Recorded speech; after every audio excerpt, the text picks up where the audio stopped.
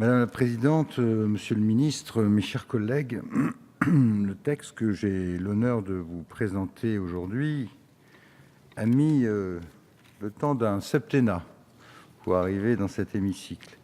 Comme l'a dit il y a un instant le ministre, il a été signé en décembre 2008. Il vient à ratification à l'Assemblée nationale en décembre 2015. Et il a été ratifié par le Sénat il y a près de 3 ans. On peut s'interroger, Madame la Présidente, sur le mode de fonctionnement parfois des procédures de ratification. Et souhaiter que ce genre de délai soit peut-être raccourci sur des textes qui sont déjà en application. Et on va le voir dans un instant. Ce texte est un accord entre la France, entre la République française et l'Agence spatiale européenne, et il porte sur le centre spatial guyanais. Comme vous le savez, ce centre spatial est une base de lancement d'objets spatiaux que notre pays met à la disposition de l'Agence spatiale européenne depuis la création de cette agence en 1975. Le programme spatial français a une belle et longue histoire. Le général de Gaulle en fut l'initiateur. La base de lancement initiale était au Sahara, en Algérie. Elle a été transférée en Guyane en 1968. Le programme français a été européanisé, mais comme vous le savez, la première fusée Europa a été faite d'étages attribués à différents pays et n'a jamais fonctionné. Si bien que le programme spatial européen, en réalité, il a été fondé sur, au départ, les premières fusées militaires lancées par le général de Gaulle et la Ve République. Quant au centre lui-même, il est à la fois très proche de l'équateur, ce qui permet des lancements à très grande vitesse, et ouvert sur une très large façade maritime, ce qui permet d'éviter plus facilement le survol de zones habitées et donc des accidents. Les satellites peuvent être ainsi placés sur des orbites polaires, aussi bien que sur des orbites géostationnaires. Ni la base de Cap Canaveral en Floride, ni celle de Baïkonour ne sont aussi favorablement placées. Cet accès autonome de l'Europe à l'espace repose également sur la maîtrise des lanceurs et donc sur le programme Ariane, débuté là aussi à l'initiative de la France au début des années 70, qui aboutit au premier lancement en 1979. Actuellement, le lanceur Ariane 5, en exploitation, est un lanceur lourd qui permet d'envoyer des charges utiles d'environ 10 tonnes en orbite géostationnaire. Généralement, il s'agit d'un objet lourd et d'un petit satellite à 34 000 mètres d'altitude. C'est un record mondial. La société Arianespace, leader mondial des services de lancement, exploite également 2 autres lanceurs, et c'est l'originalité d'ailleurs de ce qui se passe en ce moment à Kourou.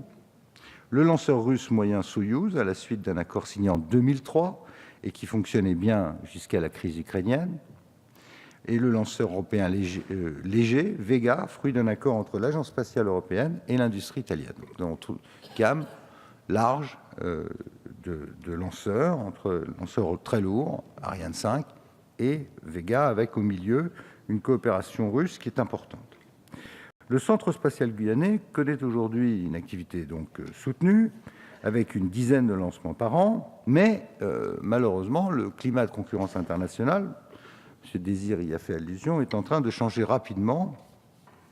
D'abord parce que les États-Unis dépensent 2 fois plus que l'ensemble de tous leurs concurrents dans la recherche spatiale, mais également parce que beaucoup d'émergents sont en train d'arriver sur le marché, la Corée du Sud, le Brésil par exemple, et pour rester compétitifs sur ce secteur, les Européens ont lancé en 2014 un programme Ariane 6 qui doit permettre de diversifier la gamme, de réduire le coût des lanceurs à l'horizon 2020. Actuellement, un lancement d'Ariane coûte 200 millions de dollars, tandis qu'un lancement par la société américaine SpaceX coûte 60 millions de dollars, et vous avez vu qu'on est en train d'évoluer vers des lanceurs réutilisables, ce qui va profondément modifier la donne. Bien entendu, il s'agit pour nous tous d'un vrai enjeu de souveraineté. Aujourd'hui, l'Union européenne dépense environ 4 milliards d'euros par an, la Chine 6, à peu près la même chose, tandis que la Russie est à 6 milliards d'euros. L'accord sur lequel nous devons nous prononcer, conclu en 2008 entre la France et l'Agence spatiale, définit les droits, obligations et responsabilités respectives des parties pour la gestion et l'exploitation du centre spatial guyanais. Il vise avant tout à unifier, actualiser et clarifier le cadre juridique existant. Ce cadre était jusqu'à présent constitué par 3 accords différents.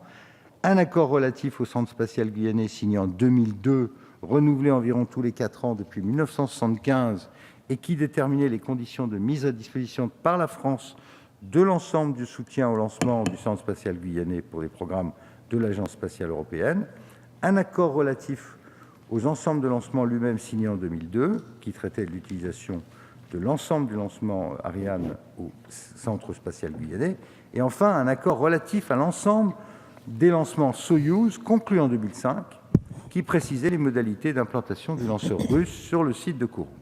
Ce cadre présentait le double inconvénient d'être éclaté en plusieurs textes, de devoir être renouvelé tous les 4 ans, rendant plus difficile la planification à long terme.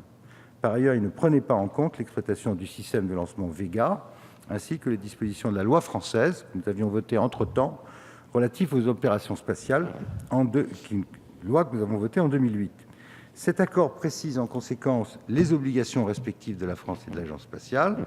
La France doit garantir à l'Agence spatiale les obligations suivantes: mise à la disposition des terrains du centre spatial, développement et entretien des infrastructures de la base, entrée, séjour et sortie du territoire des personnels liés aux activités du centre de Kourou, protection du site et mise à la disposition, enfin, de l'ensemble de soutien au lancement pour les activités de l'agence.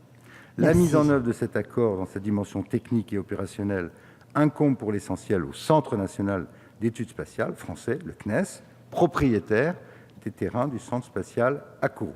En contrepartie, l'agence spatiale doit s'acquitter d'une participation financière, M. Désir l'a dit, d'un montant de 438 millions d'euros pour la période 2013-2017, soit les 2/3 des coûts fixes du centre spatial.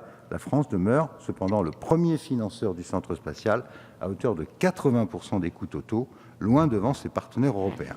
Au bénéfice de ces présidentes, je vous propose donc d'approuver la ratification de cet accord, qui a été approuvé en commission et qui est déjà en application dans les faits, puisqu'il doit prendre effet, tenez-vous bien, rétroactivement au 1er janvier 2009. Et si je puis me permettre un dernier mot, Madame la Présidente, je dirais qu'aujourd'hui, cet accord, naturellement, est important, mais que nous devons avoir tous ensemble, et il n'y a pas de différence politique entre nous tous sur l'importance du domaine spatial pour notre pays, nous devons avoir les yeux rivés sur au moins 3 directions. Le maintien de la coopération avec la Russie, c'est important pour l'avenir. La compétition américaine, notamment venant du secteur privé. Et enfin, le maintien d'une certaine énergie européenne, Monsieur le Ministre, notamment de nos partenaires allemands pour le financement de ces projets. Sinon, c'est la totalité de l'exercice qui risque d'être compromis. En attendant, vous me permettrez aussi de parler au nom du groupe Les Républicains, puisqu'il n'y aura pas d'orateurs. Bien entendu, nous approuverons ce texte. Merci beaucoup, Madame. Merci. Mes chers collègues, j'ouvre la discussion générale.